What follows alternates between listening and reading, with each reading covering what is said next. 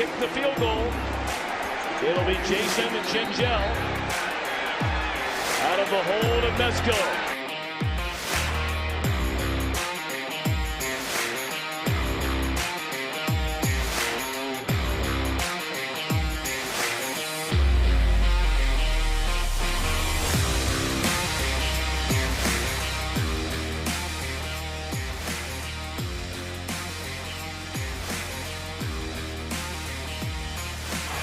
Good snap, good hold, and the kick is blocked. Appalachian State has stunned the college football world. One of the greatest upsets in sports history. Live from Chatterbox Sports Studios, it's Off the Bench with Thom Brennaman. Bench, I'm Thom Brennaman. Our show presented by UDF, United Dairy Farmers. I am a hardcore follower and customer of UDF. It's the only business we have in the little town where I live. And I feel like I know the lives, the hopes, the dreams of every single employee they have at our local UDF. They are the best. All right, we got off to a great start yesterday. Really hope you enjoyed it. We had some fabulous guests. My dad, Marty Brennaman. We had Tracy Jones. We had Brian Billick. But the big hit was Zim Hude. I mean, I understand this cat yesterday when we were sending out on social media, the hits on just his portion of the program, a little link we sent out on Twitter, and that's at Thom Brennaman TV. And that's the same, by the way, for Facebook, Instagram, Thom Brennaman TV. But Zim Hude, I told you that my son followed this cat like 2 years ago. Met him at a playoff game last year. And then he comes on yesterday and was just awesome. We're going to have him on every single week. All right, what's on tap today? Really excited about Brent Musburger, one of the most legendary voices in the history of television, not just sports television, but television, period. He's going to be joining us from his home out in Montana. Now, he tells us that where he is, he was born and raised in Billings, Montana. We'll talk about this all with him a little bit later, but he tells us he has no Wi-Fi there. I was just out in Montana back in May, I think it was. I went to 3 cities in Montana, Missoula, Great Falls, and Billings, for the Pioneer Baseball League, and they had Wi-Fi. Brent's a big leaguer. He can do whatever he wants to do. All right, also on today's program, we're going to preview the University of Cincinnati and their big game tomorrow against Arkansas with the voice of the Bearcats, Dan Hoard. We'll talk a little Bengals with him too, but also with James Rapine from Sports Illustrated, who is everything with the Bengals. So we got a lot going on. Now, last night, college football kicked off in earnest with a number of very intriguing matchups. Penn State, Purdue in the Big Ten. What an unbelievable finish. If you didn't see it, it looked like Purdue had it in the bag. And the one knock on teams that run the offense like Purdue does, with Jeff Brom there is, when you need to run the ball and you never run the ball, you can't win. You can't close a game out. They're throwing the ball on 2nd and 3rd down with 3 minutes left in the game when you're trying to run out the clock and seal the win. They couldn't do it. They punted away. Penn State goes down the field. Penn State wins the game. And by the way, led by Cincinnati's very own Sean Clifford from St. Xavier High School. What a great win for that young man and for Penn State. Central Michigan, Oklahoma State. Oklahoma State can score. They can't stop anybody. Central Michigan rips off, I think it was 22, 27 points in the fourth quarter to cover the spread. We'll cover that later. And then, of course, you had the Pitt-West Virginia game, which was the best game of the night. Again, West Virginia can't close the deal. Pitt, late pick six. I mean, you couldn't even believe when the pick six return for a touchdown happened. You just couldn't believe it. Now, look, the real heavyweights will crank it up with some incredible matchups beginning tomorrow. Number 23 UC at number 19 Arkansas down in Fayetteville. Who will be the University of Cincinnati starting quarterback? I don't think Luke Fickell's going to tell anybody until kickoff tomorrow. If you're a betting man, Ben Bryant, but you have the dynamic former Ohio Player of the Year in Evan Prater. Can the UC defense hold up against this massive Arkansas offensive line? I mean, their quarterback's 6'4", 230. This is a rugged, tough SEC team program on the rise. Number 11, Oregon, goes to number 3 and defending national champion, Georgia.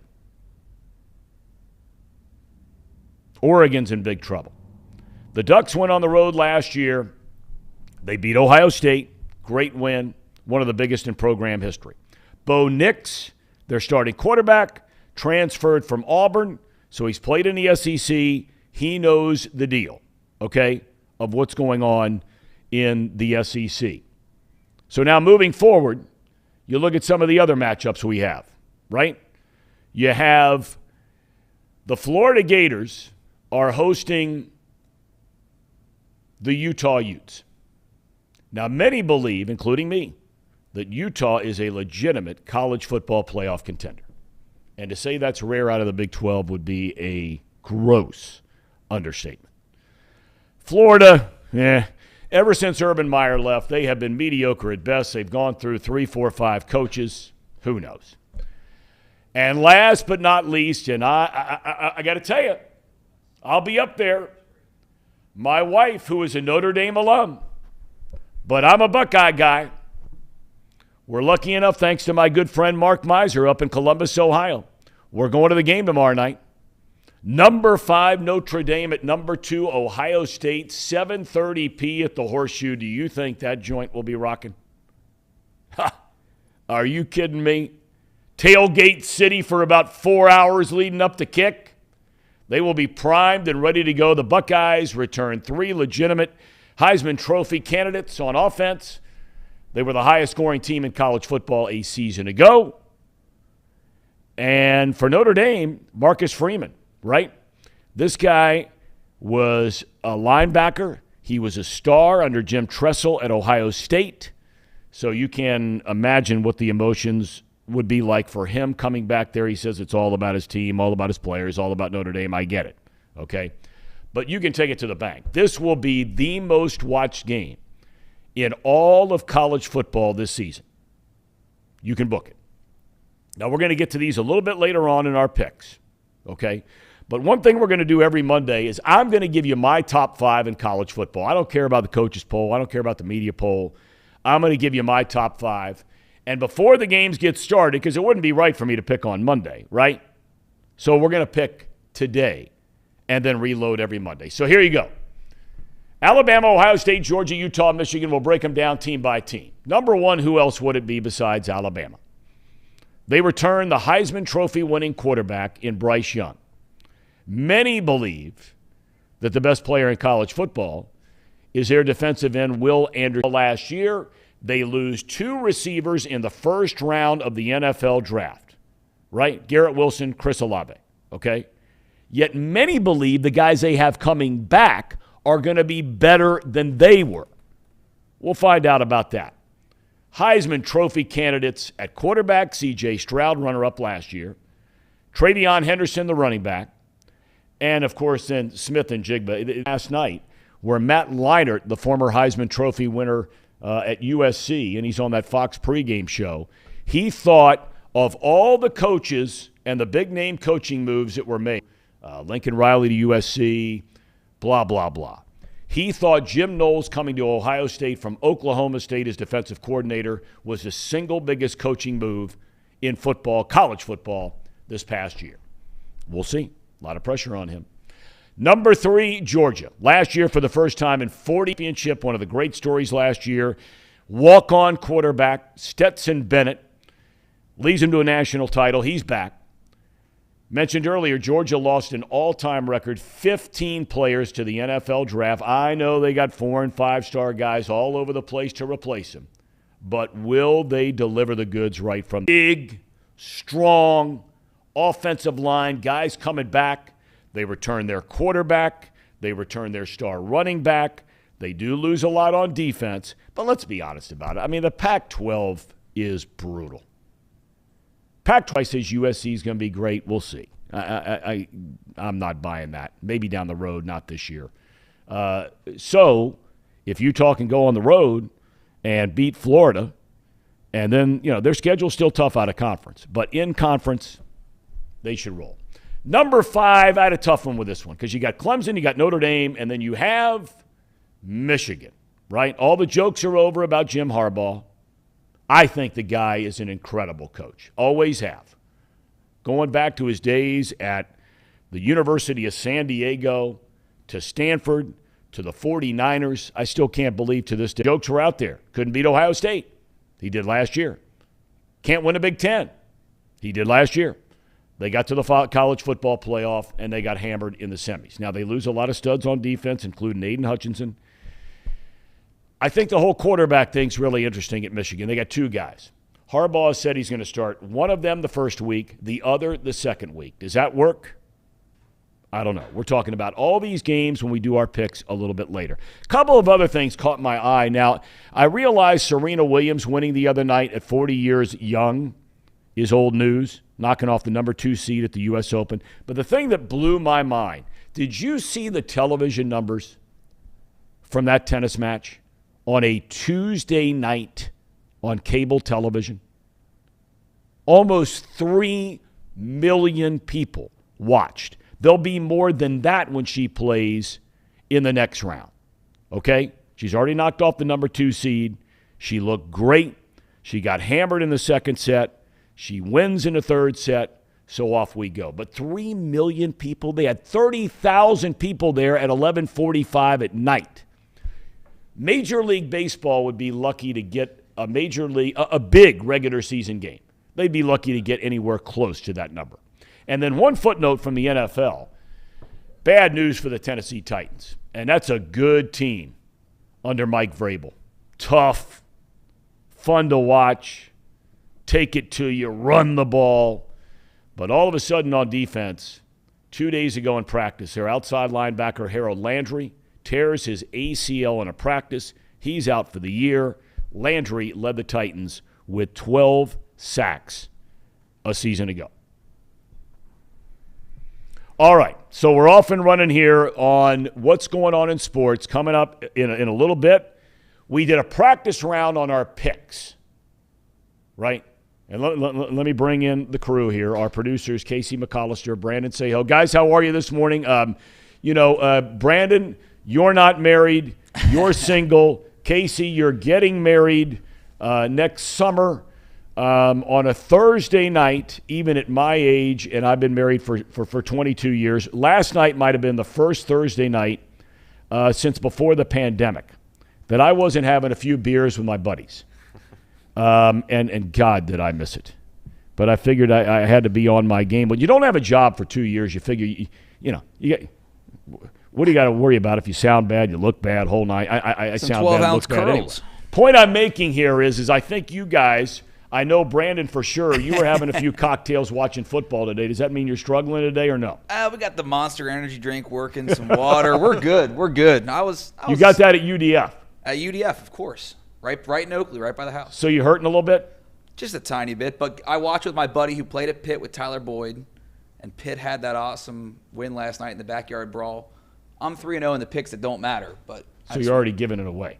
Oh, I mean, that is a total just, I teased how we did last night, and you just crushed it. Well, we can find out how you guys do. Casey, let me move on to you. He just wants to rub it in. And we'll get to all this nonsense in a minute. It doesn't count anyway. But Casey, I assume you were just diligently watching some college football. You and I were texting, the three of us, a little bit about the games and our picks and that kind of thing. So you just laid low, right? Yeah, I just stayed at the house and, just watched football. Okay. It was fun to get college football started last night. It was, yeah. All right, so when we come back, we're going to take a break. When we come back, we're going to have Dan Hoard. And for those of you in Cincinnati, you know who Dan Hoard is. He is a great announcer. And we're so lucky here in Cincinnati to have him as the voice of the UC Bearcats, both football and basketball. And he's also the radio voice of the Cincinnati Bengals. Has had some legendary calls, especially last year. both for UC in their undefeated season and, of course, the Bengals winning the AFC Championship, going to the Super Bowl. So when we come back, Dan Hoard to talk about tomorrow's matchup, Cincinnati at Arkansas in Fayetteville. That's right around the corner on Off the Bench, presented by United Dairy Farmers. Stick around. Nobody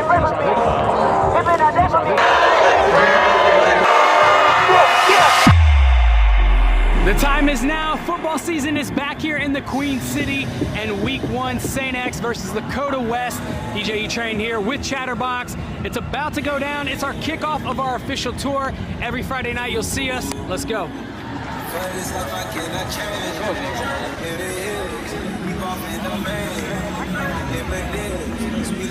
on 3, 1, 2, 3. Let's go.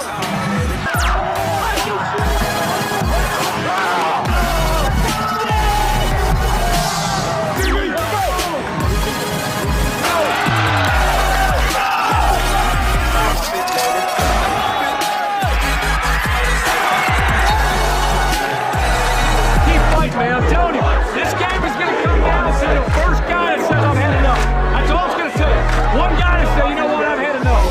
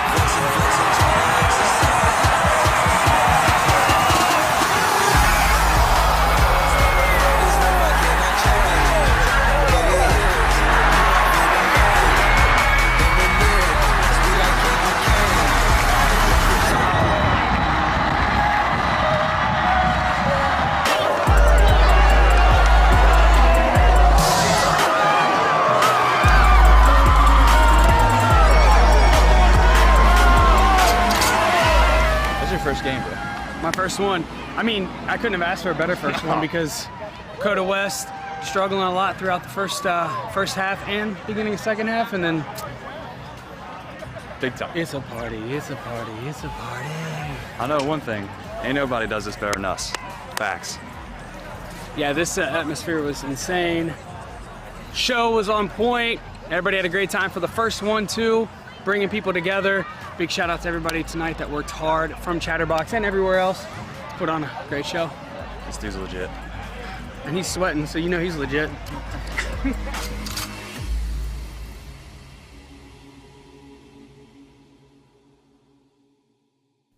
Welcome back to Off the Bench. I'm Thom Brennaman, and delighted on this College Football Friday to be talking to a guy who, I'm telling you, now most of you in greater Cincinnati, you know the name Dan Hoard. For many of you watching elsewhere, you probably know the name Dan Hoard. We're lucky to have him in this town. I can't tell you how lucky. He's a play-by-play voice of both the University of Cincinnati football team and men's basketball team, and the voice of the AFC champion Cincinnati Bengals. Danny, you're getting ready to get wild and crazy here, young man. I hope you're ready to go. I am definitely ready to go. 75,000 plus tomorrow in Fayetteville, Arkansas. It's going to be a tremendous atmosphere. I don't know if the Bearcats are going to be able to get it done against a really good team, but it's certainly going to be fun to watch. All right, I want to get right to this game. Well, you know what? I don't. Before we get to this year's team, I just want to tie a ribbon a little bit around last year's team. I mean, indescribable to put into words. Conference title, undefeated season, first non-Power 5 team to go to the college football playoff. But for you, and I know what it's like to sit up there in a booth and you go through the course of a year, whatever sport it is, and you take pictures in your mind and you remember certain things. It might be a player. It might be a moment. It might be a game. It might be a bus ride. What stands out for you, if anything, above all else, last year for UC football? The amount of red at Notre Dame Stadium when the Bearcats knocked off the Fighting Irish. I never dreamed that Cincinnati could go to South Bend, look in those stands, and see a third of the stadium packed with UC fans. Maybe it was more than that. It was incredible. And then obviously the game lived up to the hype. So if I had to pick out one moment from that incredible season, that would be it. Just looking out of the booth in that historic stadium and seeing all of those Bearcat fans seeing some of their greatest dreams realized. And nails in the coffin, Danny. Nails in the coffin. Bam, bam, bam, bam, bam. All right. Desmond Ridder, 5-year player, 4-year starter, 44 wins, the third most all-time in NCAA history. Now he's got to be replaced. He's gone in the NFL with the Atlanta Falcons. The styles of the two quarterbacks, Ben Bryant and the former Ohio High School Player of the Year out at Wyoming, Evan Prater, could not be more different. Who do you think gets a starting nod? Luke Fickell has not said yet who will start tomorrow in Fayetteville. I think most signs point to Ben Bryant, but we'll see. Luke Fickell has surprised us before. Ben Bryant does have the advantage of having started college football games. One at UC, a very important game a couple of years ago against Memphis, and then obviously all of last year at Eastern Michigan, where he did an excellent job and led that team to a bowl game. So it seems like it's pointing in that direction, but we'll find out at 3:30 Cincinnati time tomorrow at Arkansas. I will say this, they're both going to play this year. It's highly unusual in this day and age for one quarterback to take every snap during the course of the season. So if it is, in fact, Ben Bryant, I know there are a lot of Evan Prater fans out there that are going to be disappointed by that, but I'm pretty confident that Evan Prater is going to wind up playing a lot of snaps for Cincinnati if he is not the starter on day one. The secondary was a huge part of UC's success last year. 3 of the 4 starters get drafted. It appears, you tell me if I'm right or wrong on this, that this is still a very talented and deep group. Agree or disagree? I agree. I think if you look at the position group that Luke Fickell has consistently excelled at in terms of recruiting, it would be the secondary. It seems like year after year, they're getting the top-ranked guys or close to the top-ranked guys in the state of Ohio, and they're getting good players elsewhere. So it's hard to imagine there wouldn't be a little bit of a drop-off when you lose the 4th pick in the draft in Sauce Gardner, a guy who never gave up a touchdown pass in his college career. There's bound to be a little bit of a drop-off, but I think it's a little bit. I don't think they're going to plummet off the cliff. They really have talented players at that position, and they've got a true freshman named J.Q. Hardaway, who's from Alabama. At least he played his high school football in Alabama. He grew up just across the state line. But in any case, I think J.Q. Hardaway ultimately is going to be a Sauce Gardner-like player at Cincinnati. I'm not saying he's going to be the 4th pick in the draft, but I do expect him to have a great career, and he's going to play a role as a true freshman. 2 other areas that appear to be very, very strong, at least on paper. Let's start with the receiving core, wide receivers and tight ends, because tight ends are a big part of this offense. There's no debate about that. They have to feel good about where they are at those 2 spots, right? Correct. So they've got their 2 great speed receivers back from last year in Trey Tucker and Tyler Scott. Both of those guys have run 4.29 40s. So obviously they can stretch the field. They lost Alec Pierce, who's a great player. He's had a tremendous preseason camp with the Indianapolis Colts, and he is going to be difficult to replace. But one of the guys that I think will play that role, or at least approach that role, is Nick Mardner. He transferred in from Hawaii. He's 6'6". He averaged nearly 20 yards a catch last year for Hawaii, and this isn't on a tiny sample size of like 12 catches. He had more than 50 catches last year and averaged nearly 20 yards a catch. He was in the top 5 in the country in that category, and they've got depth beyond those guys. So I think the wide receiving group is deep and good. And then you alluded to the tight ends. Josh Wiley is back. He's finally healthy. He's a future NFL draft pick. Lenny Taylor could be a future NFL draft pick. And Shimon Mateer is the next Bearcat tight end name to learn. He redshirted last year, but he was tremendous in spring football. And I think they start to work Shimon Mateer into the rotation this year as well. Now, the offensive line, it's amazing. For a team with the success they had last year, all 5 guys are back. But I've recently read here, Danny, that doesn't necessarily mean all 5 of those guys are going to be starting again this year. I've read so much about this young man, Joe Huber, who was a walk-on and looks like he's going to be the starting right tackle. But that group, however they mix and match, and some guys look like they might be changing positions coming. When you've got all 5 starters back and they're not guaranteed of having those starting jobs again the following season, that speaks to the depth.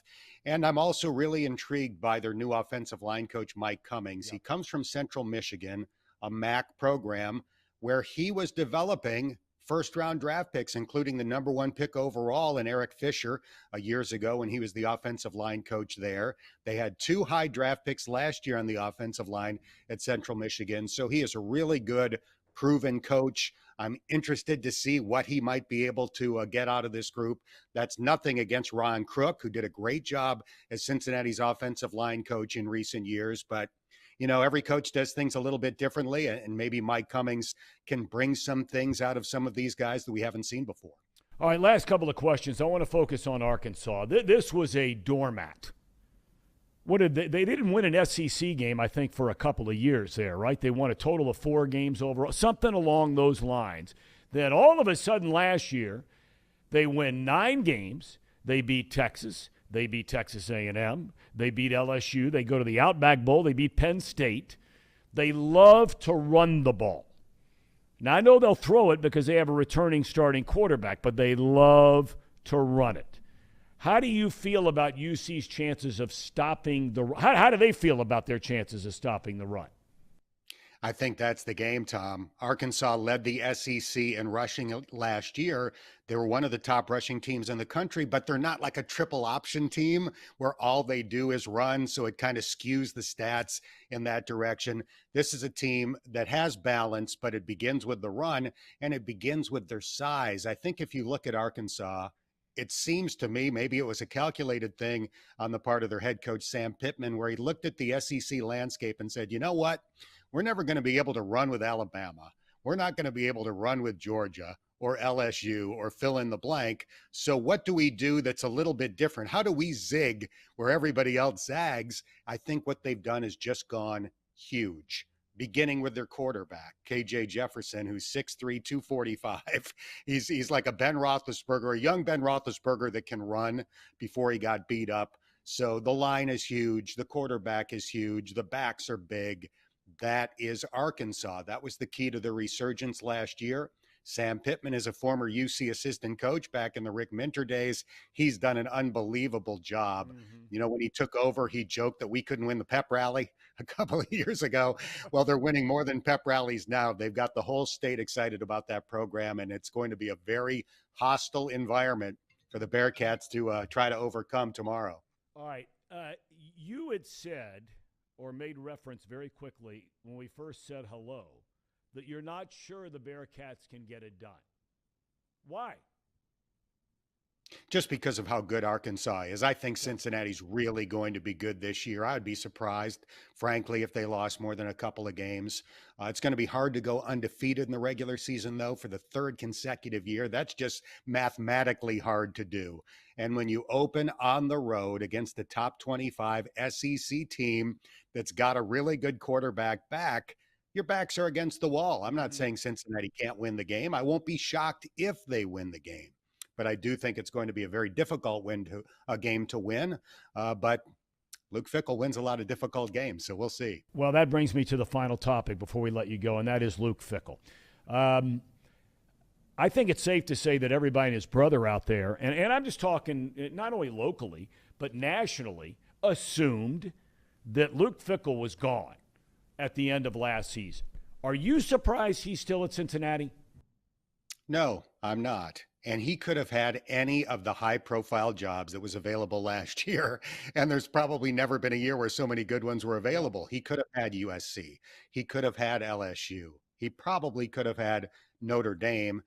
His integrity stood in the way of him even interviewing for any of those jobs. I think all of those schools reached out to his agent, and his agent passed along the word from Luke that, maybe I'd be interested in talking, but I'm not going to do it while my team is potentially in the running for a national championship.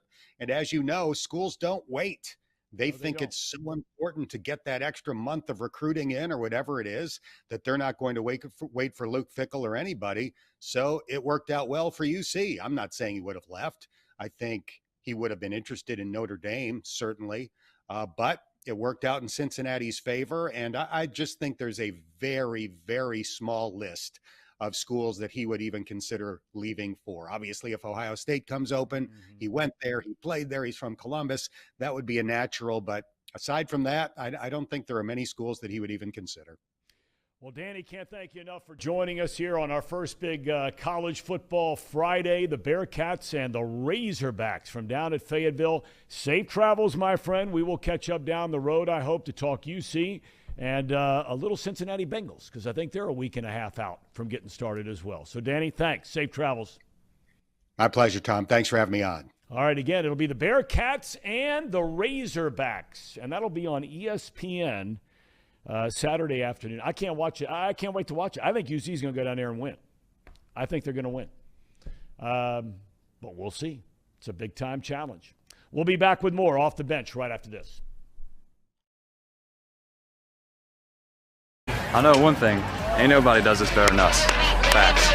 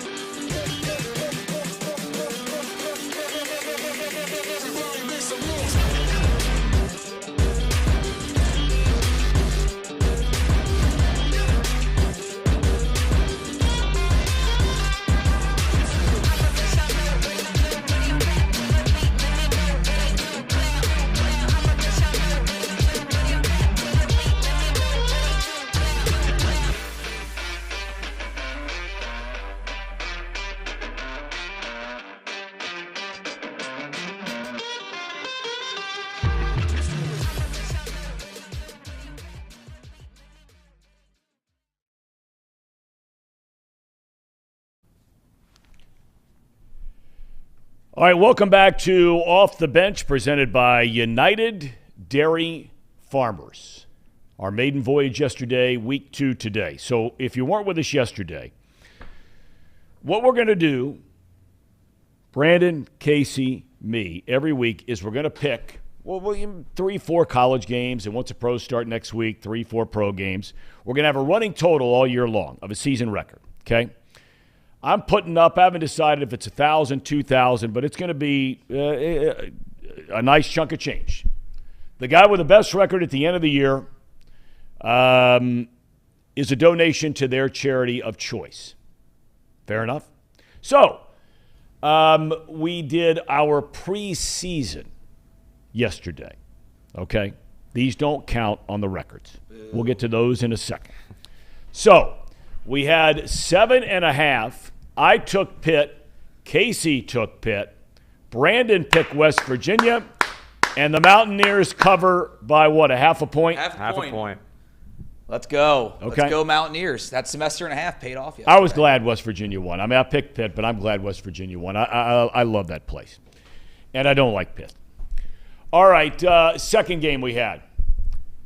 -3.5. This should have been a win for Thom Brennaman. It wasn't. It was a win, however, for Casey, and Brandon goes to 2-0. Casey at 1-1. I am floundering around in a puddle full of vodka somewhere at 0-2. That's not good, and I don't like vodka. I don't like sleeping in vodka.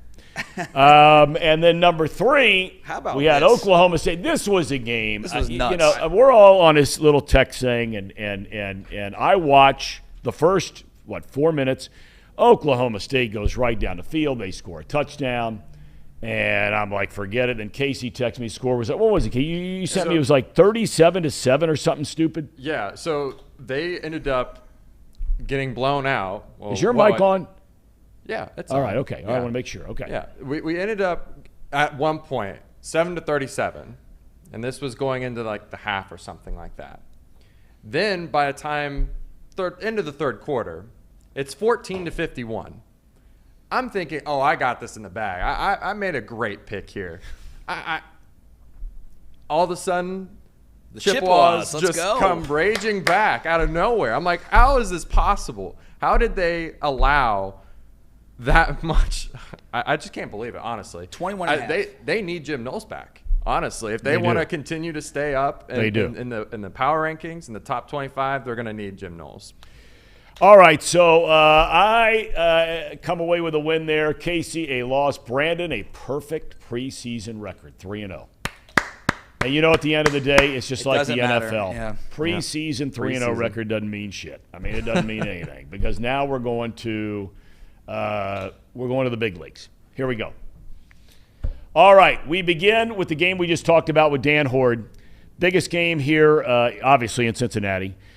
You have the Bearcats on the road, a 6.5-point dog. If I'm not mistaken, that is down from about 8.5 a week ago. Heavy money going on Arkansas. I am going to take the Cincinnati Bearcats. I think they're going to be – as a matter of fact, I would money line them to win the game, but certainly to cover 6.5. Casey, what are you doing? I'm picking Arkansas. Boo. Wow. I cannot get over the fact that he is not named a starting quarterback yet. I'd feel much better about picking Cincinnati if he did. Okay. But to me, from an outsider's perspective, it seems like, oh, I haven't found a guy because there isn't a guy yet. That's how I feel about it. I might be wrong, but that's just what my gut's telling me. Okay. All right. You gotta trust Fick. Yeah, Fick, I agree. Fick knows what he's doing. I'm taking the Cats. I don't know. You're going to pick them all year long. You're an alum. I mean, well, wait till we get to OU with you. We know how this song and dance works. Well, that's a real program. And I'll say this: I hope I'm wrong. The Bearcats. I really hope I'm wrong. But until I see it, I can't pick UC. All right. I think Ben Bryant ends up the starter. I think that's a safe bet. I think they got some packages in there for Evan Prater. That's going to be a good game. And again, 3:30 ABC tomorrow. Oregon, ranked 11th, goes on the road to battle Georgia. That is a 17-point spread now. Yep. I still like the Dogs.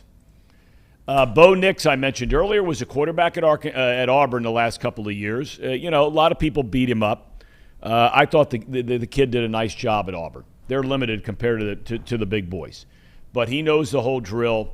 He'll do okay. But Georgia, Casey, what do you think?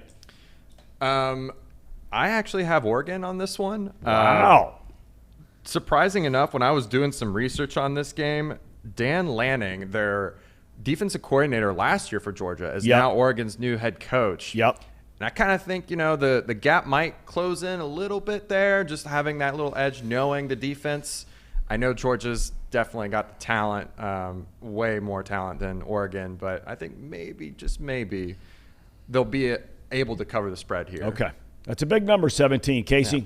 Oregon's got cool uniforms. You guys are forgetting this. They got some cool uniforms. Their uniforms are tired. Come on. Golly. All the young people like those uniforms. I'm come almost 30. Am I on. still Come young? on. All right. Brandon, who you picking? The Ducks. That's a lot of points. That's a lot of points. We're going with you the guys. Ducks. But I give them their credit, and they got studs. The game's in Atlanta. it's going to be – Oregon went to Ohio State last year. So, look, I give them credit for that last season. All right. This is the big one. This is the big one. I can't wait to get there tomorrow. Our son has a high school golf tournament tomorrow, and so we're going to that first. But I'd get up there at 9 o'clock in the morning. Channel 5, your old stomping ground, yep. Brandon. We were roommates for a couple of years.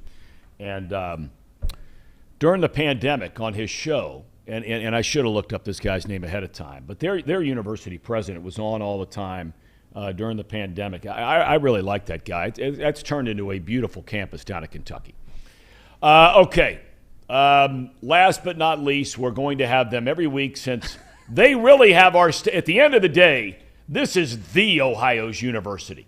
Correct. Not Ohio State. They may have patented that thing, but the oldest school in the state of Ohio, in fact, the oldest school west of the Allegheny Mountains in the United States of America, founded in 1804. What an intro. Is the Ohio University hosting or taking on Florida Atlantic, 4.5-point spread.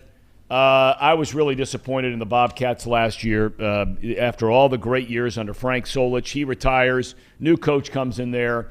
I went to homecoming for the first time since I left school, and they just lost so many close games, and now they've lost a bunch of players. But I'm still taking them, and so is Casey, and so is Brandon. The clean sweep. I almost went to OU. Well, let me tell you something, pal. I wouldn't have made it out. If you were going hard at West Virginia, those two schools, obviously. The backstory is I made it a semester and a half at West Virginia. Well, you wouldn't have lasted that long in Athens. No, that's where the big boys spent a couple weekends there. What's the main street called? Court Street. Court Street. Fun times. Yes. The place to be though this weekend is High Street in Columbus, Ohio. Yep. All right, we're going to take a break. We're going to hear from Luke Fickell. We're going to hear from Ryan Day. More on their matchups. And, of course, still to come, we have James Rapine. He's all everything for the Cincinnati Bengals. This guy has built an incredible following with Sports Illustrated. We'll talk with him about what's going on down there as the Bengals are 9 days away from their season opener, home game against the Steelers. And later in the show, the great Brent Musburger. This is Off the Bench, presented by United Dairy Farmers. Coming up next, Ryan Day and Luke Fickell.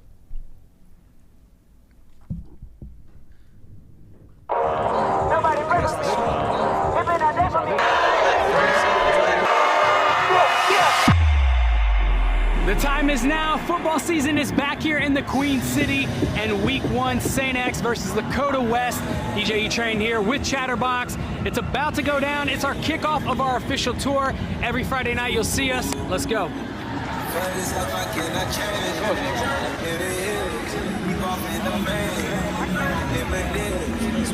It's on 3, 1, 2, 3. Let's go.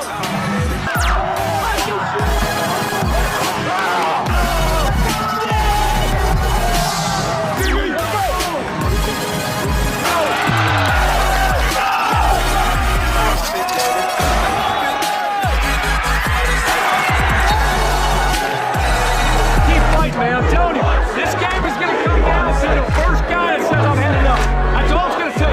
One guy to say, you know what, I'm heading up.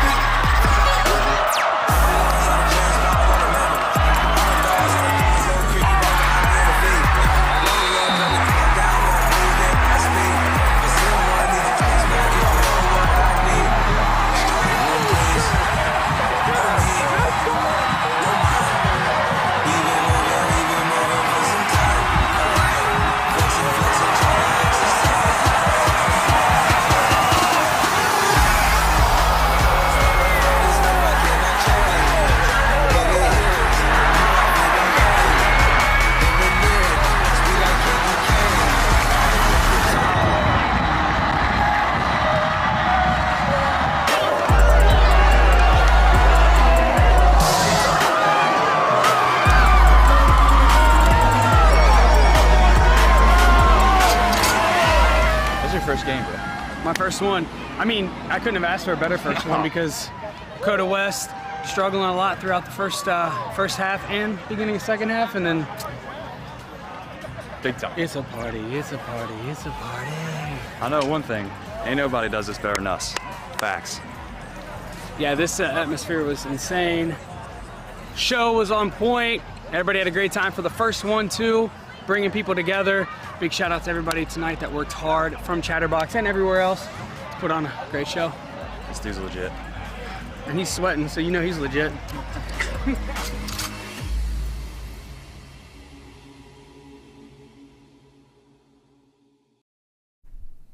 Or ABC, CBS, whatever. We have great sponsors. The game day show is phenomenal. You got to check it out. Our coverage tonight highlighting a big rivalry between Loveland and Milford. Love those two schools. I don't live far from either one of them. But you got Reed Mouse, so you can do that on our show every single day. You want to catch it later? We got some good stuff on here. Still to come when we return, James Rapine from Sports Illustrated will be talking to Cincinnati Bengals as they're getting ready for next Sunday's season opener at home against division rival Pittsburgh. And later in the show, at about a half hour, 25 minutes, the legendary broadcaster Brent Musburger. You're off the bench, presented by United Dairy Farmers on Chatterbox Sports. We're right back. I know one thing. Ain't nobody does this better than us. Facts.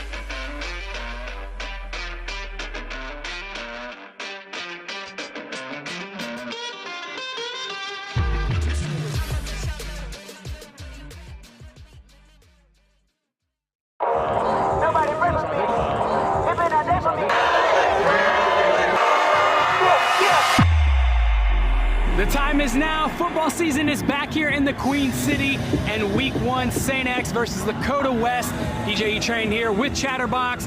It's about to go down. It's our kickoff of our official tour. Every Friday night you'll see us. Let's go. It's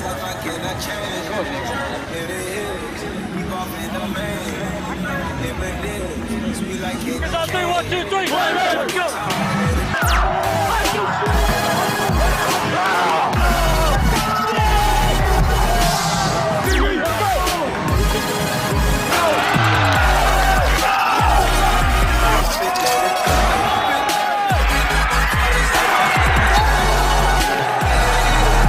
Man, I'm telling you, this game is going to come down to the first guy that says I've had enough.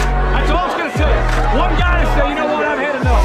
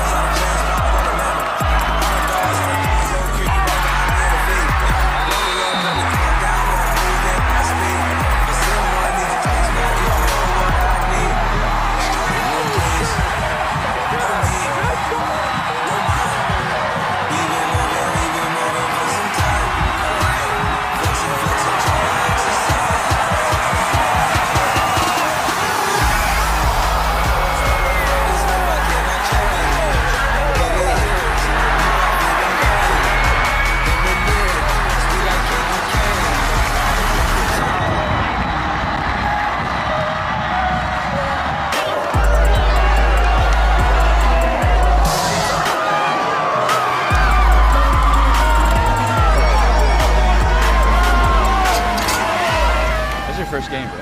My first one.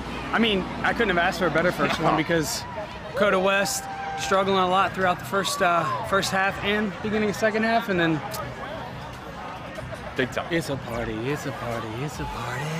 I know one thing. Ain't nobody does this better than us. Facts. Yeah, this atmosphere was insane.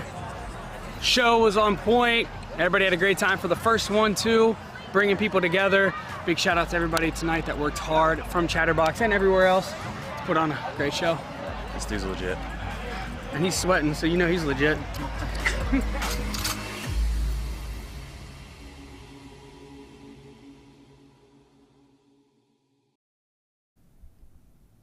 All right, welcome back to Off the Bench. I'm Thom Brennaman, presented by United Dairy Farmers. And our Bengals report is brought to you by Encore Technologies. Encore Technologies, great local company providing IT solutions for a data-centered world with a suite of services with mobile computing to desktop to data center, supporting both centralized and work-from-home computing models to improve efficiency and productivity. Visit encore.tech. The path to innovation becomes here. Well, the path to following the Cincinnati Bengals for a number of years now, you've heard him on the radio here locally, does great work for Sports Illustrated, and a pleasure to be joined on the program here by James Rapine. James, how are you, man? How's everything going? I'm surprised you're not slugging around outside of, what is it called now, Paycor Stadium over at the practice field there? Yeah, I've spent plenty of time outside of Paycor, and you got it right. I've said it wrong a ton. It's going to take a little getting used to. But no, really excited for the season, and I appreciate you having me.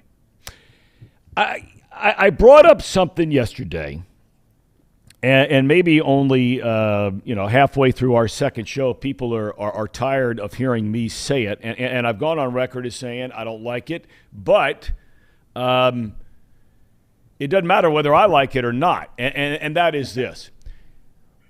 I don't like the fact that not a single Bengals starter outside of a rookie guard has played a snap in the preseason. Do you think that's a big deal? What are your thoughts on it? You're around this team every single day. I think they planned on playing some starters, and the moment Joe Burrow had that appendectomy, they said, well, what's the point of playing Joe Mixon or T. Higgins or Jamar Chase or even a Hayden Hurst, these new offensive linemen, if Burrow isn't going to be the one under center? So they weren't going to play these starters a lot, but I think that had a big part of it is they were like, okay, well, if Burrow isn't playing, should we put any of this offense at risk? And so instead of playing the rest of the guys for a series or two, maybe in that week 2 preseason game, I think that would have been the one that they targeted pre-Burrow surgery. They opted to play it safe. Now, could that mean a little rust for some of these guys, especially a guy like La'el Collins, who outside of 2 team practices hasn't done much in 11-on-11s? It might. But overall, if you're telling me that these starters can be 100% healthy going into week 1, I think that is much more important than playing starters for, again, what would have been probably 8 to 10 total snaps in the preseason. All right, James, walk me through and everybody else through where Joe Burrow is right now. They've said he's going to be set and ready to go for week 1 next Sunday against the Pittsburgh Steelers. You see it that way too? No doubt about it. Joe's looked great. It's kind of wild. I wonder what he looked like pre-appendectomy on July 26th, because he said he was feeling really, really good and throwing the ball as well as he had thrown it, and just physically really in shape and ready to go for the season. In his first practice back, he looked like he should look in mid-August and has looked like that for most of camp since returning. So I think he's looked great, and I think he's recovered from that. But the after effects, he lost some weight, of course. I think he's still trying to get all of that weight back. I think it's close. If you look at some pictures of him a couple of weeks ago compared to now, I think he's certainly putting on that weight. He'll be ready to go. Will he be where he was, say, July 20th? I don't know about that.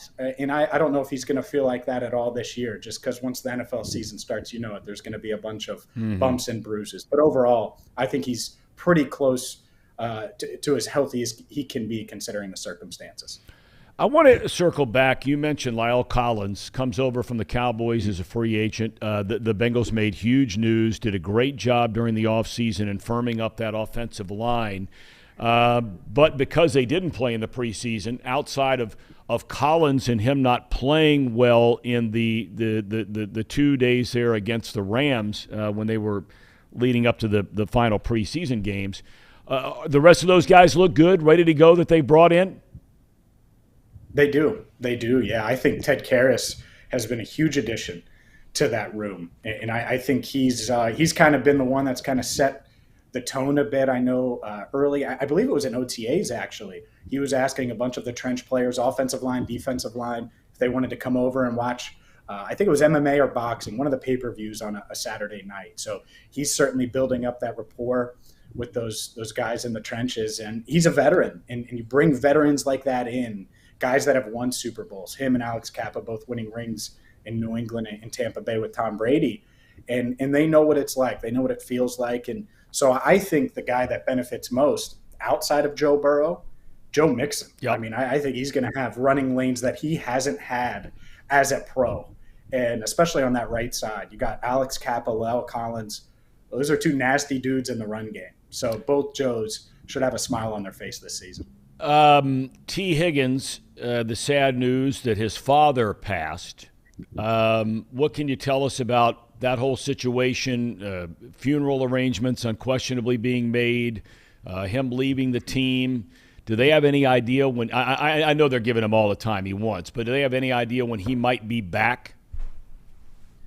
I certainly this coming week, I would anticipate him coming back, and they're practicing Monday. A lot of people will be drinking beer and celebrating the holiday, the end of summer, however you want to do it. The Bengals will be working, and I'll be lingering outside Paycor Stadium and inside, like you said. So I wouldn't be shocked at all if you see T back on Monday, because it is a game week. Worst case, I would say Wednesday, but Monday kind of feels like the natural target date. But like you said, I think they're going to give him as much time as he needs. And speaking of guys that have looked great, I know he's coming off of that shoulder surgery this offseason, but he just looks – I know they already have a Jamar Chase, but T. Higgins certainly looks like a wide receiver one, no doubt. Well, there's no doubt. I mean, Higgins on most other teams in the league is their number one guy. And really, you look at his numbers, since he came into the league, he's played like a number one guy, even with the great numbers that Jamar Chase had last year.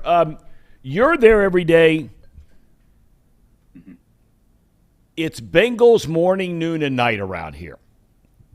Yeah. As you look at this team, what concerns you about this team? The biggest thing is what cost them the Super Bowl. It's that offensive line still, because I don't think there's a ton of depth in that room. You get a guy in Max Sharping off of waivers from the Texans. I thought that was a huge get, because he gives you some Cordell Volson, Jackson Carmen insurance there at left guard. He gives you a proven player that could back up Alex Kappa if you need him to. He's made 33 starts in this league, 48 appearances in 3 seasons. So I like that addition, but still, the offensive line is really what I think could derail the offense. It's certainly not the skill players. It's not Burrow. You're not going to bet against Joe Mixon. Mm-hmm. And I think this defense is really underrated. I don't see a huge glaring hole. You could say, oh, well, maybe you want another cornerback. Well, every team wants another cornerback, right? And then the other thing is, I do think situationally, Zach Taylor struggled in certain moments, right? The Packers game week 5 last year stands out. The San Francisco game at the end of that, taking the ball out of Burrow's hands. Super Bowl 56, I won't get into detail because everyone knows. So that's the other part. Does he – and he's gotten better every year, to his credit. Does he take another step as a play caller, as a head coach? If so, there aren't really many – stumbling blocks if the offensive line is as good as they hope it is after their offseason additions. Jesse Bates, the whole ordeal where he's holding out there for a while, eventually he would sign the 1-year deal. He's making almost, I think it's $13 million. The rookie Hill plays great in the preseason. It's the preseason, but I know that everybody's very high on him. Now that Bates has had a week and a half under his belt, is he the shoe-in starter week 1? After missing all that time? He is, yes. And that's why I think it was key for him to come back when he did. If he was going to show up on, say, Tuesday or Monday, because Monday's a work day for the Bengals, if he was going to show up then, can you really throw him out there for 60-plus snaps against the Pittsburgh Steelers? it's pretty unrealistic. And considering it would be kind of detrimental to him to do that because he's hoping to have the best season of his career and get a big fat contract in March. I anticipated him coming and showing up at some point, and I think he did it in just enough time for him to get his football legs under him, so to speak. He showed up in great shape. But yeah, I expect him to start. I also expect to see a lot of Dax Hill because you're right, he played great. And obviously we know the athleticism and everything like that, his versatility. But the thing that he's impressed the coaches with, and the reason I think he's going to be an instant contributor, is mentally he's been able to digest everything that they're asking him to do, because he's not going to just play one spot like Jesse Bates is, where he's just playing that deep safety role. He's going to move in the nickel cornerback spot and free up Mike Hilton at times. He's going to guard Pat Freiermuth week one and other opposing tight ends and kind of move all around the field. And so the fact that he's been able to digest all of that, take it all in, and he's playing fast, I think they're confident that he could be a big contributor this season, even though they are locked in with their two starting safeties with Jesse Bates and Von Bell. All right, I want to hit two more topics before I let you go. Number one, Kevin Huber. I have to tell you, I thought this was a year after having Chrisman hanging around last year on the practice squad. I thought this would be the year that Chrisman takes over that position. It didn't happen. Chrisman's sitting on the practice squad. I'd bet the ranch they lose him within the next 2 or 3 weeks. I can't believe he wasn't picked up by Buffalo just the other day with all the drama and the terrible situation, or accusations anyway, going on there with their punter. But were you surprised Huber is back as the main guy this year? A bit, yeah, I was to a degree, because you're right. I thought that they brought Chrisman in for a reason last year, and they wanted to have a competition last year. And so when they bring him back, they re-sign Huber after the draft. It just kind of felt like, yeah, you might want to just get younger in that room. And Chrisman played really well. And the thing that I thought might hold him back was holding on Evan McPherson field goal attempts. And Chrisman was a great holder. There was no issues. He improved at that a lot since last year when he was a rookie. So yeah, I thought Chrisman might have the edge. It was hard to handicap, though. It wasn't like the left guard spot where it felt like Volson kind of took that job and ran with it. It was really close, neck and neck. And I think it came down to they trust Kevin Huber to get that ball inside the 20. And Drew Chrisman did not overwhelm them enough to go against the veteran. So a bit of a surprise. At the same time, you're right. The fact that they were able to keep Chrisman on the practice squad, at least for now, is a win. That could change in a hurry, though. I think it's going to change in a hurry. Okay, the last thing I want to ask you about, because you've not only done a phenomenal job covering the Bengals with Sports Illustrated, doing a lot of radio here in town, but you were up in Cleveland for a little while. And I have no doubt that you're in tune with everything going up there in the Browns, not like you are with the Bengals because you're here every day. But sure. Can you put into words, James Rapine, what the feel is at all right now up in Cleveland? We know everything that's gone on with the quarterback, Deshaun Watson. Jacoby Brissett is going to start the year. They ship off Baker Mayfield to Carolina. Strangely enough, it's Mayfield against the Browns in week one. I mean, who would have ever believed that, right? But what's the vibe you're getting, if there is such a thing, out of Cleveland right now? Well, a lot of fans are certainly torn. You know, you got a lot of the fan base that's all in. They understand the talent that Deshaun Watson is, and we've seen that jersey with all the lists of quarterbacks. And so there are that side of things. There's that. At the same time, I think there are also a lot of fans that are like, really? That's the route you went? You gave him a fully guaranteed contract to get him here? Because he was going to go to Atlanta.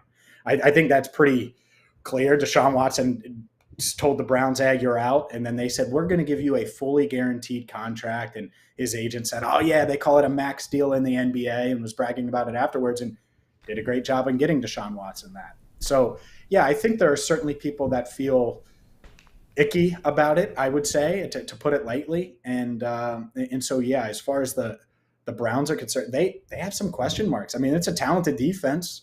On offense, they have some great running backs and in a good offensive line, but will Jacoby Brissett be able to hold the fort down long enough? And will Watson be the Deshaun Watson he was in 2020 after a year and a half, nearly 2 years after the suspension?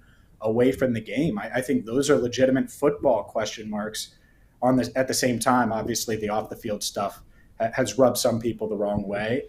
And let's be honest here. If he goes up there and he wins a bunch of games, I think, fans will slowly forgive him and cheer for the Browns again. So I don't necessarily worry about that side of it, but I do think that the Browns, they're talented. And October 31st, when the Bengals go up to Cleveland, even with Jacoby Brissett under center, it should be an interesting battle for sure.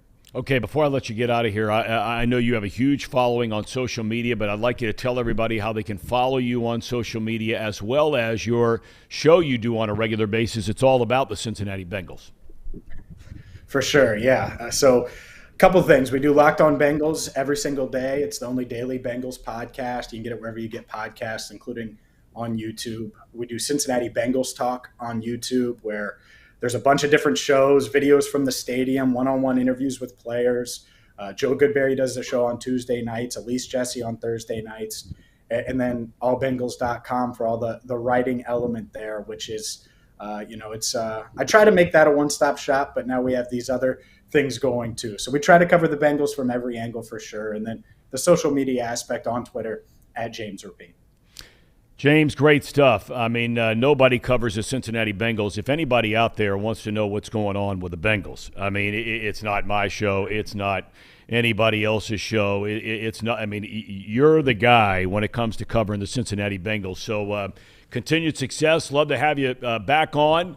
And enjoy this final weekend before your life turns absolutely insane through hopefully February again.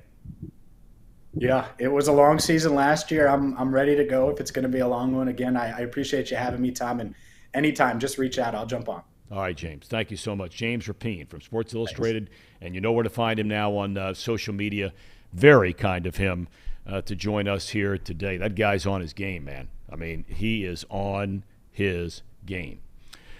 All right. Coming up next, we're going to have – look, I think you could make the argument. You could certainly make the argument. Not I think. You could make the argument that he's the most well-known sportscaster of all time. All time. And that's Brent Musburger. What a career. Whether it was at CBS, ABC, SEC Network, was a writer, he's done it all. So when we come back, the great Brent Musburger right here on Off the Bench with Thom Brennaman, presented by UDF. I know one thing, ain't nobody does this better than us. Facts.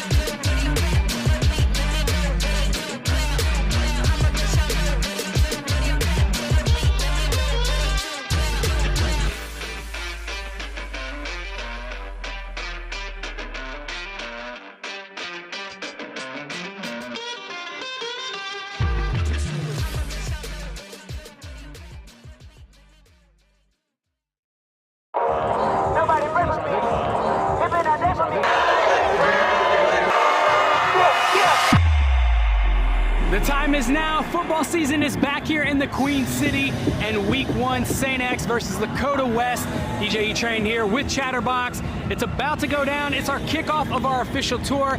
Every Friday night you'll see us. Let's go.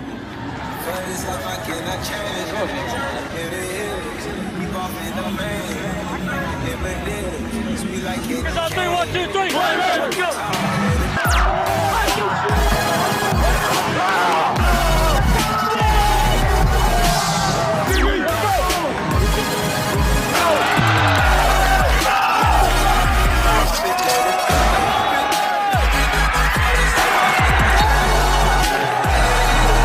Man, I'm telling you, this game is going to come down to the first guy that says I've had enough. That's all it's going to say. One guy to say, you know what, I've had enough.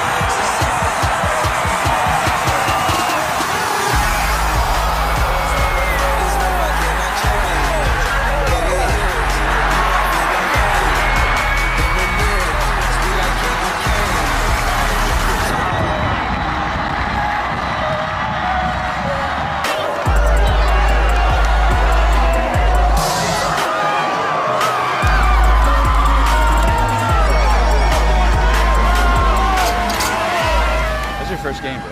My first one. I mean, I couldn't have asked for a better first one because Dakota West struggling a lot throughout the first half and beginning of second half, and then Big time. it's a party, it's a party, it's a party. I know one thing. Ain't nobody does this better than us.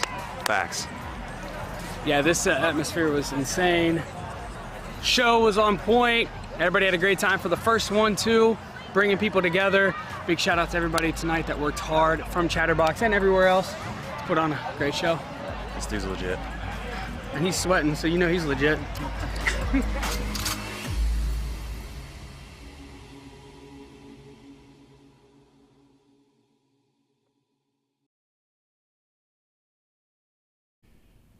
All right, welcome back to Off the Bench with Thom Brennaman, presented by United Dairy Farmers. I made the comment early in the show that I think the argument could be made that Brent Musburger has had the greatest career of any sports broadcaster of all time.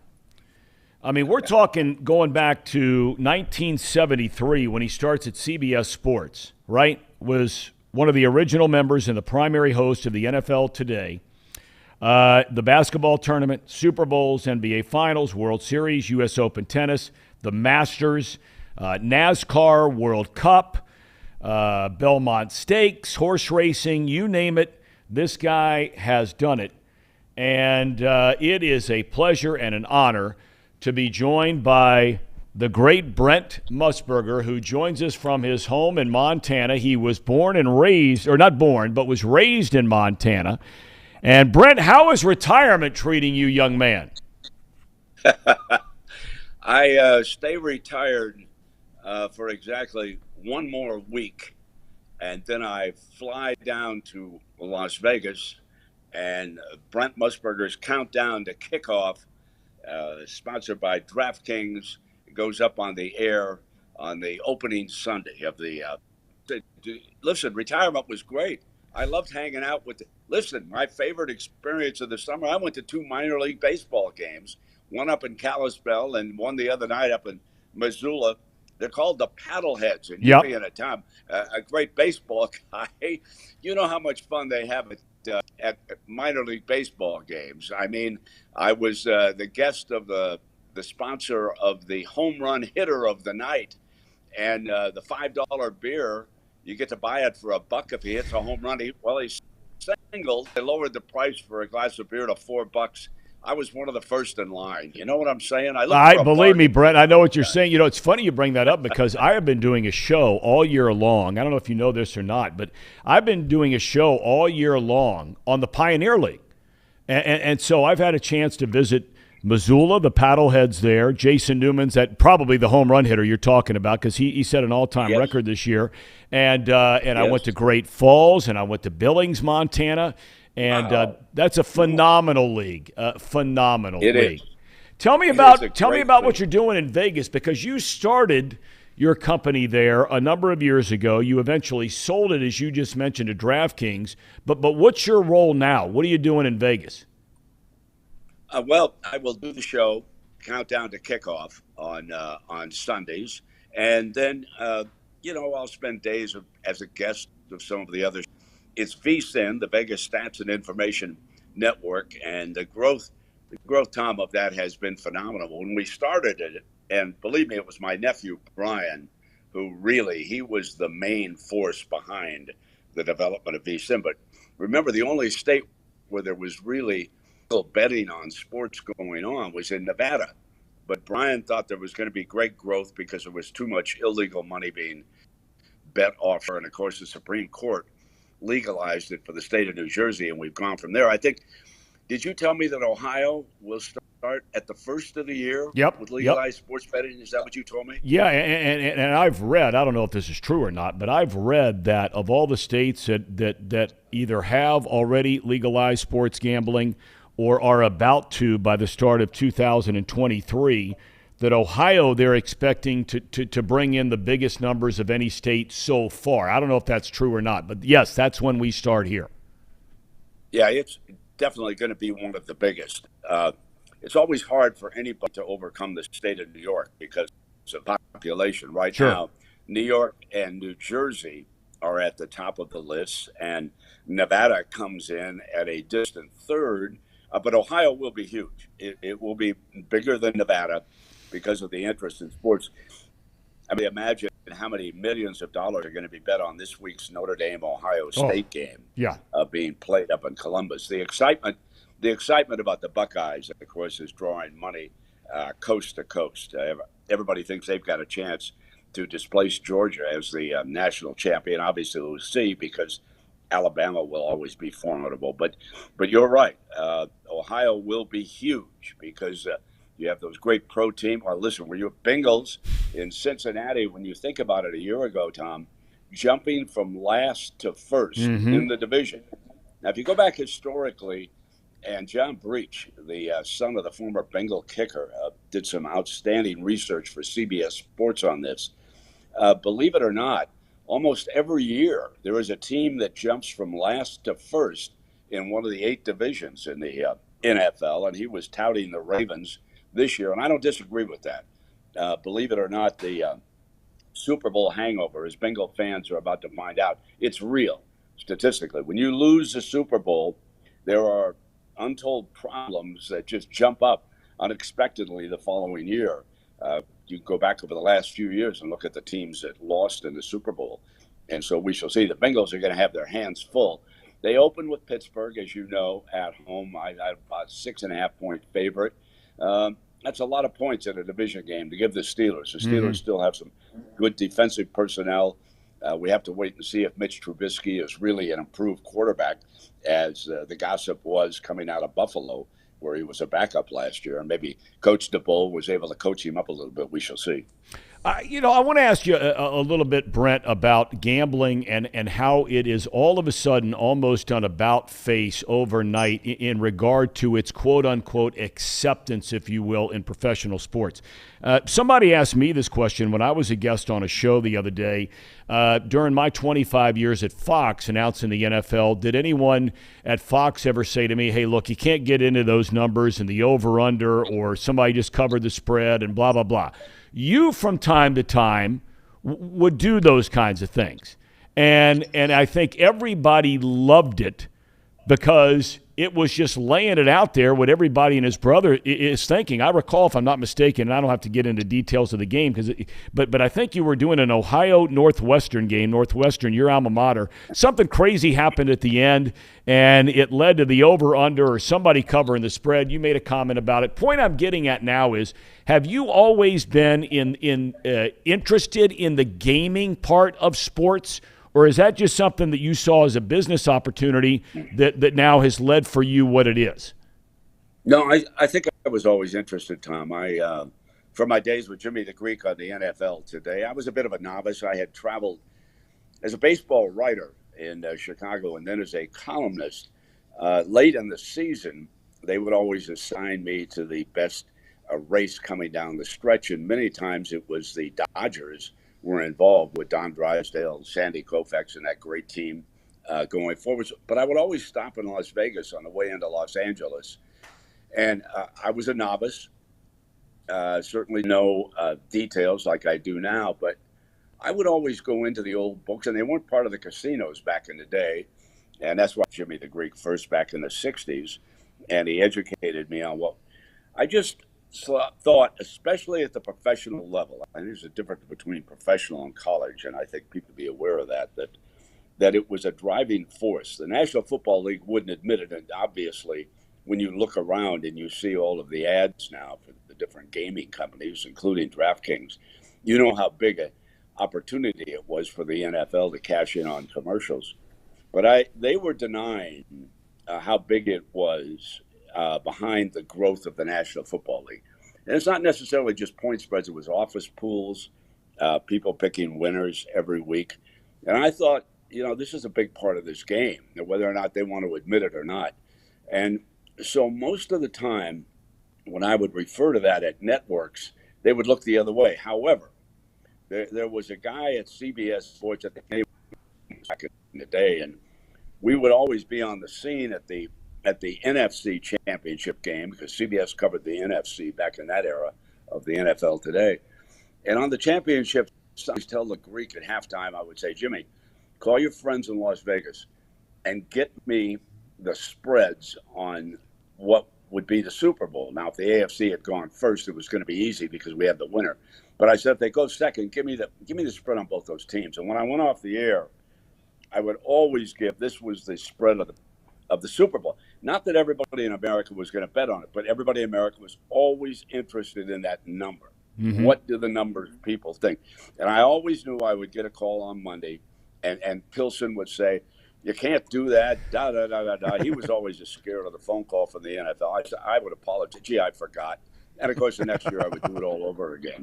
That's, it led to me having problems with executives from time to time. But I always thought, listen, you don't know what you're talking about, and you're scared of your shadow, and you should stand up. Pete Rozelle, now this is interesting because Jimmy the Greek and Pete and I, along with Bob Wessler, who preceded Pilson and was a great head he's the one who listen, Bob Wessler was the guy who brought in Miss America, Phyllis George.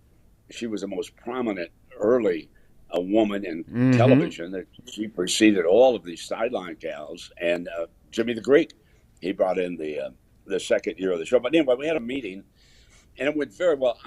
I knew that Pete Rozelle understood what the hell was going on because I always found him at the racetrack. And he never missed a Kentucky Derby. And anybody who goes to racetracks understands numbers, knows how important it is. So this is going to be fine. So we went to the meeting, and it was clear that he approved of Jimmy the Greek being on the NFL. They had no problem. But then at the end, he said, I'm going to ask you guys for one favor.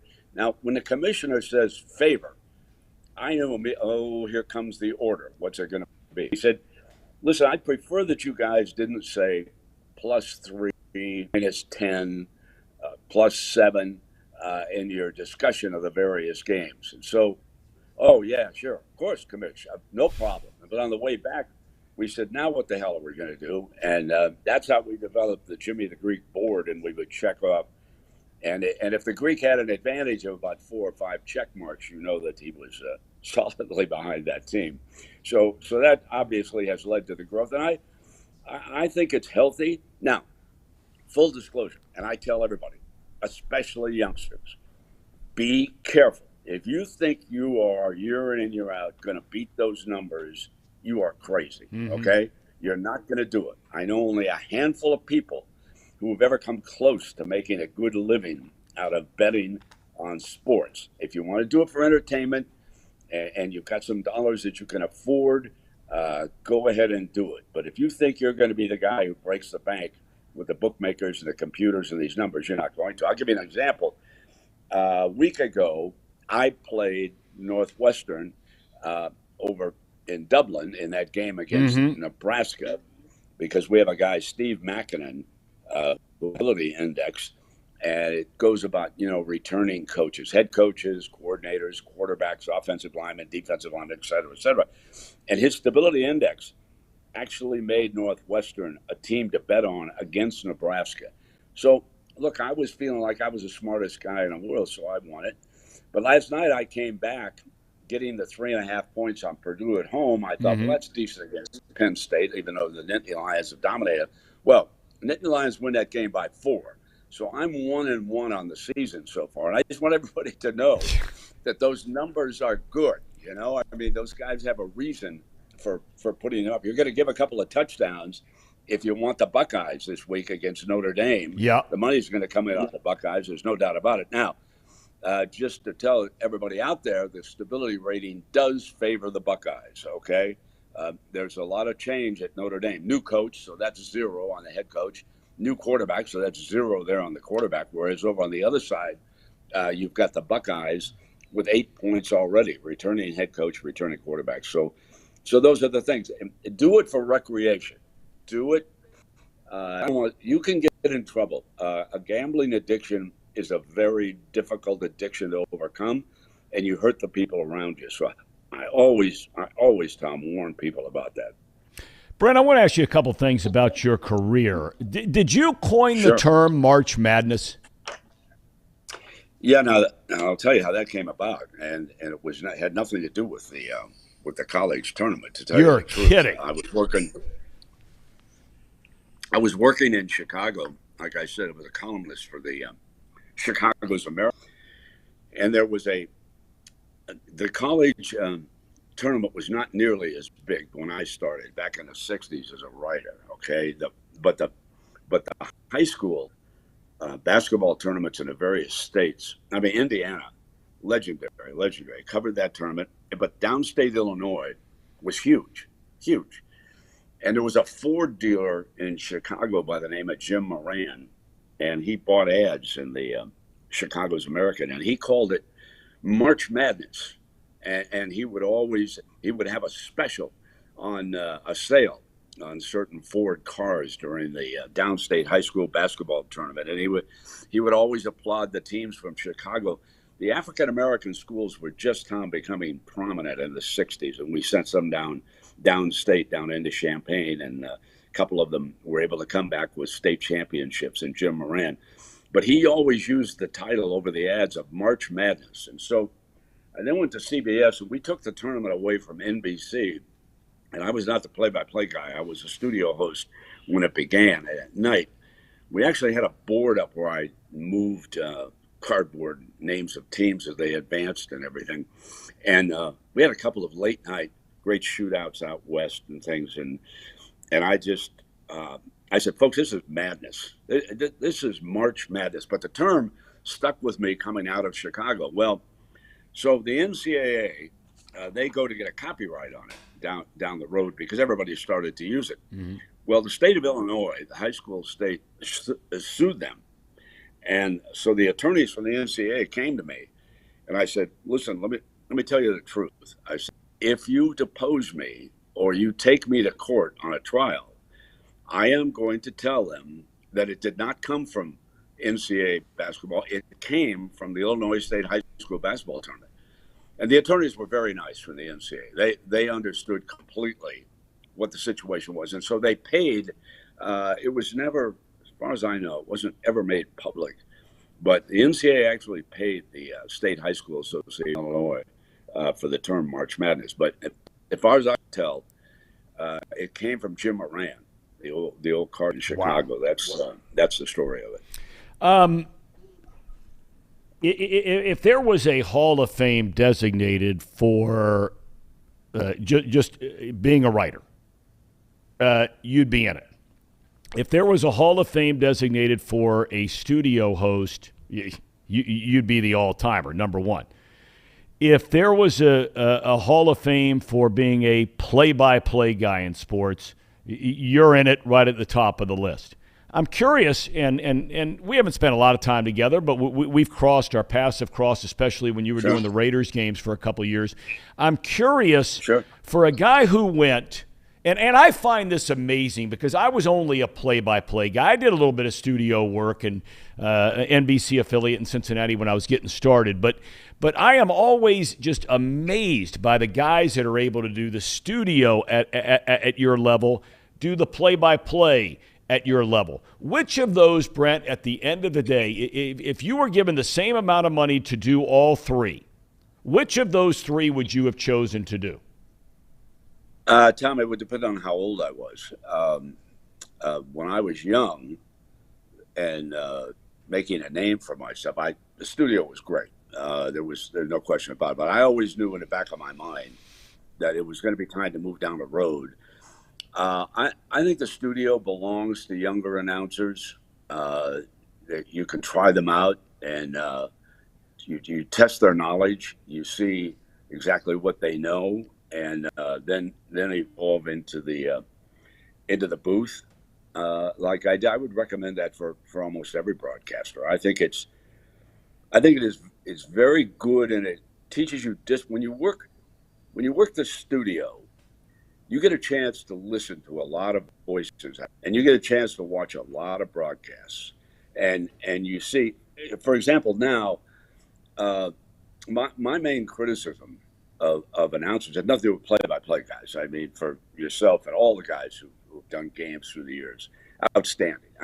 You can't, but analysts talk too much, and they think that every play, you have to break it down and give all these facts and numbers. And no, you don't. They don't realize that since I started, when NFL and all these other games really evolved into the biggest thing on television, people are far more knowledgeable than they think they are. They've been watching these games. And I know that even I will hit that mute button, and it had nothing to do with the play-by-play guys, but I'll hit it because I can see what's going on during the game, and I don't need every play analyzed for me. And so that would be my main criticism. If they were to come to me and say, okay, we want you to offer a course to our announcers, that would be number one. Number two, there's too many numbers. Yep. Listen, when I'm watching, Ohtani is my favorite baseball player right now, okay? And when he hits a towering home run out of the ball, they don't care what the exit velocity is. Absolutely. Okay. And so you can just lay off some of those numbers. And in that area, play-by-play guys can get carried away with numbers too. They don't realize that the audience out there is interested in certain things. Okay, it's his 30th home run. Certainly interested in that. I am, speaking of him, Tom, and you're a baseball guy. It is unbelievable what we're watching. Able to go out there and work 6 or 7 innings in a Major League Baseball game.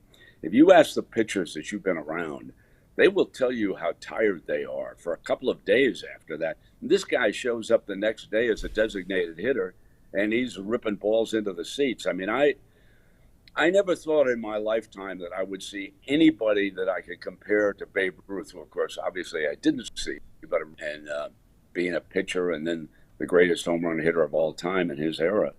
But this guy's just incredible. And when you watch him in the dugout, when they take the shots of him over there, whether he hits a home run or makes it out, he immediately goes to his iPad and he's studying what the pitcher tried to do to him. So those things are, I'm interested in the human beings that play the games, and I think especially broadcasters have to be mindful of the female audience. They're interested far more in the people than they are in the numbers. I mean, you go back and chat. I'm not being sexist with that comment. I've seen a lot of research, so I know that. All right, so I'm going to put you on a spot since you were talking about some of these spreads, because the two producers, Brandon Seho and Casey McAllister and I, we're picking games every week. We started in college this week. So I'm going to throw three of these at you right now, and you tell me what you think. We've already done our picks today. So Ohio State, last we saw, I think it was 16 or 17, favored over Notre Dame. You like the Buckeyes in that one? Yes, I do. Now, it started at 14 last summer, okay? And the money has come in. And, yes, there are 7 teams out there right now, minus 17. I do like the Buckeyes because of the stability, but I would not make it a 5-star at 17. I would have made it a 5-star. People have to understand there's a huge difference between 14 and 17, okay? And in the summer, if I had made a bet down in Vegas, like in July, I would have definitely made the minus 14 a 5-star. So I do like the Buckeyes. Okay. Cincinnati. I don't know how much you pay attention to Cincinnati. They had the great run last year. I love this story. I love the story. So they're going on the road, and they're playing in Arkansas, and Arkansas is a 6.5-point favorite there. What do you think? 5-star Arkansas. Really? Quarterbacks, they're going to really miss their quarterback, okay? And they had they had great defensive backs. Good wide receivers. And Arkansas is on the rise. And that game is down in Arkansas, Razorbacks. Okay. The Utah Utes, they had that fascinating game. I mean, what a game. I mean, if you could watch one college football game, just to watch a football game, that Rose Bowl against Ohio State was just unbelievable. They go on the road. A lot of people think they're a college football playoff contender this year. They're going to Florida, and that line, I think, is now at 3. Well, the stability index of Steve Makinen says go with the Utes, but he also says be careful of the setting down there in games in Gainesville, correct? Yep. Yes, sir. Yeah, he said to be careful. On that one, I think I would pass. The stability, they've got a new coach down there at Florida. Napier had a great reputation, but I would pass on that. Stability-wise, if you want to go with Makinen's theories, and they're very solid and sound, you would go with the Utes. But that's a tough road trip, 12th place to go. I'm passing on that one. Okay, and the last one I'm going to ask you about is the defending national champion Georgia Bulldogs. This game will be played in Atlanta, Georgia. Number 11, Oregon, going down to Atlanta. Georgia given 17 points. Any feel for that one? Go for Georgia. 3-star. Not a 5, but a 3 at 17. Stability, obviously, favors the Dogs on that one. Oregon with a coach and someone who is off the Georgia staff, by the way. Yeah. So he's going to know a little bit when he goes down in there. But historically, in that kind of a setting, that kind of a situation, the team that he left is going to do very, very well. So I would go with the Dogs at home, no question. Okay. Brent, I can't tell you how much I appreciate you giving us your time here today. I mean, I could sit, and I know our audience could sit and listen to you talk all day long because there's so many things that we could talk to you about. But just want to thank you for being so gracious with your time. Safe travels down to Vegas. Best of luck on everything. If DraftKings wants to have you come on our show every week or anybody else over there, you let us know. We're more than willing to make that happen. But all the best, my friend. God bless you and Godspeed on your travels. Thanks a lot, Tom. Good luck with this show of yours, and certainly we will talk down the road, my friend, as the football season unfolds. And go Buckeyes! Go Buckeyes is right. All right. I mean, how cool is that, right? That you're getting 3 and 4 and 5-star picks for Brent Musburger.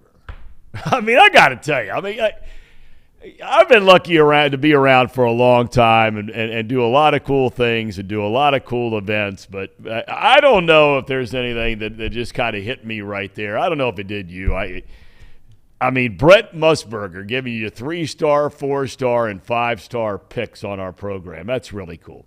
All right, we got our cherry on top, and this one is coming as a surprise to me, okay?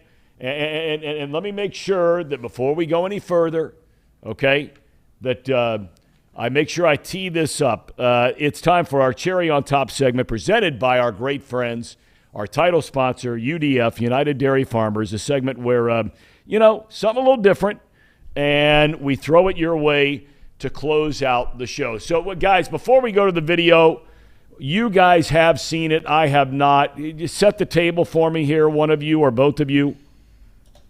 Well, as a former punter myself, it's not the best punting tutorial, but it is fun. And this is from South Carolina State against UCF last night, right? Yep. Okay, let her rip. UCF's defense for the second time on this opening drive has gotten off the field. Would not anticipate a fake punt on 4th and 19. But I would be wrong, and there is some room. Dyson punted it late, but from well across the line of scrimmage. Yes. If you're confused watching, so are we. That's definitely illegal kicking, and it looks like he almost could have picked it up if he would have just kept running. He had a chance. So, yeah, I think that was just a young player making a mistake. You saw that a defender was close to him. Your face says it all. I'm not going to kill this kid. I mean, that is a priceless video. I mean, it's phenomenal. Phenomenal video. Great stuff. That's our cherry on top. Better days ahead for that young man.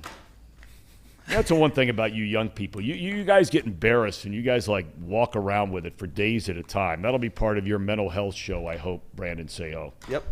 All right. Yep. We have fun, though.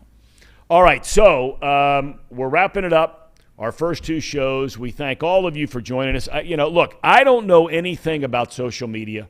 I've never been on it. I've never been a part of it. I've often referred to Twitter as a world of hate. I really have. And look, I'm the one who people could say, what I said was hate, and we walked through this yesterday. But the reaction we got yesterday, I am told, because I'm so naive when it comes to this, was just fantastic. Fantastic, and we can't say thank you enough. So at Twitter, it's Thom Brennaman TV, correct? And that's the same for Instagram and for Facebook, right? Okay. All right. So we thank you, your comments, good, bad, or indifferent. I mean, there were a lot of you that lit me up yesterday. And you know what? That's okay. It's all right. It's okay. But I'm going to say what, Brandon? 90-something%, maybe, if you had to guess? Yep. Okay. It was very positive. Thank you for watching. So after this big weekend, we're coming back on Monday. We're going to tee up things in the NFL with Brian Billick. We have him back. We will talk to Dan Hoard again about UC's game. We'll check in with James Rapine hopefully again next week about what's going on and recap the entire college football week and get ready for the National Football League, which begins the following Sunday. And by the way, our first big interview, which will be each and every Wednesday, Bengals Hall of Famer Anthony Munoz. I'd like to thank all the guys here, Casey McAllister and Brandon Seho, our producers, Paul Fritzner contributing to the program, Trace Fowler, our executive producer. And look, if you're local and you want to watch high school football, this is a place to be tonight, every Friday night on Chatterbox Sports, starting with game day and leading right into our primary game tonight, and that would be Loveland against Milford. Have a safe and happy Labor Day weekend. God bless you. Take care of yourselves and those the ones you love. We'll see you next week on Off the Bench with Thom Brennaman.